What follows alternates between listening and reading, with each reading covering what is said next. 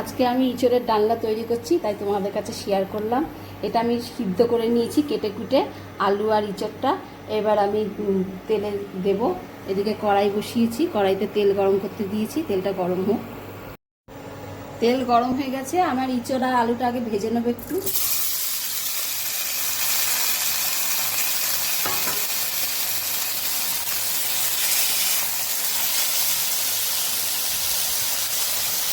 হলুদ আর লবণ দিয়ে ভেজে নেব।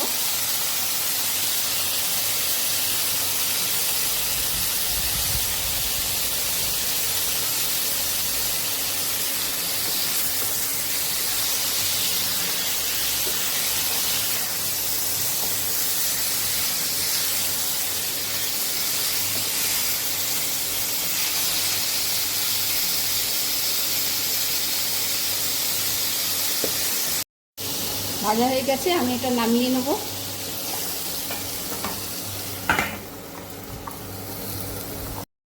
ওই কড়াইতে আবার তেল দিয়ে দেবো।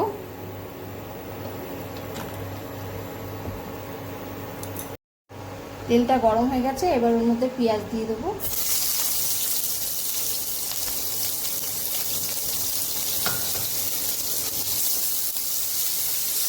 হালকা বাদামি হবে, তারপর আমি টমেটোটাও দিয়ে দেবো এর মধ্যে।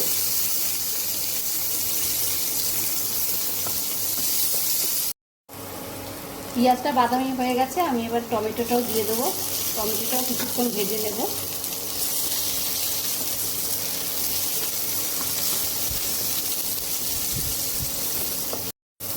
এবার আমি এর মধ্যে পেঁয়াজ, রসুন, আদা বাটা করে রেখেছিলাম মিক্সিতে, ওটাই কিছুটা দিয়ে দেবো এর মধ্যে।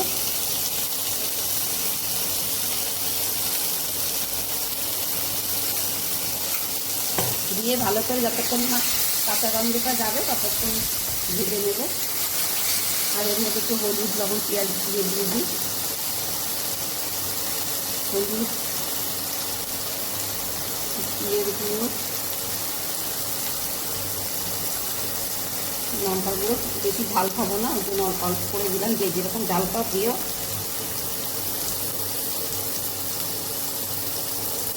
অল্প পরিমাণে লবণ দিয়ে ভালো করে যতক্ষণ না কাঁচা গন্ধ যাবে ততক্ষণ আমি কষিয়ে নেব।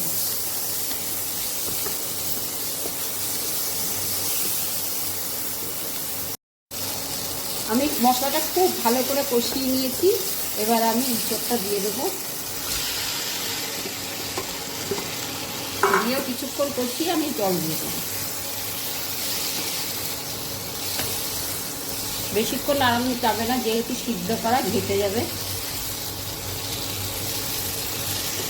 এই জন্য মশলাটা খুব ভালো করে কষিয়ে নিয়েছি অল্প অল্প জল দিয়ে।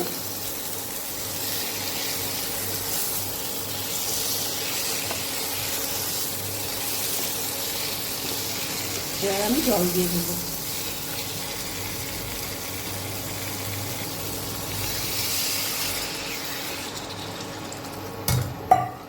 বেশি জল দেবো না, গা মাখা মতো করবো।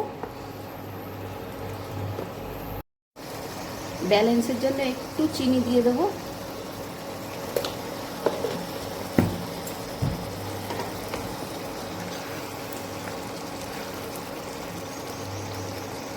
এবার গরম মশলা দিয়ে নামিয়ে নেব।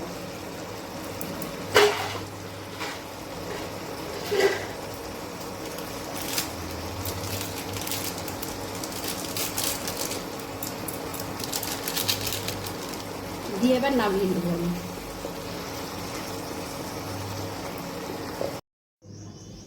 ইঁচড়ের ডালনা আমার তৈরি হয়ে গেছে। কারা কারা চিংড়ি মাছ ছাড়া এরকম ইঁচড়ের ডালনা খাও আমাকে জানিয়ে। সবসময় তো আর চিংড়ি মাছ দিয়ে খাওয়া সম্ভব না, তাই এরকম করে করলাম।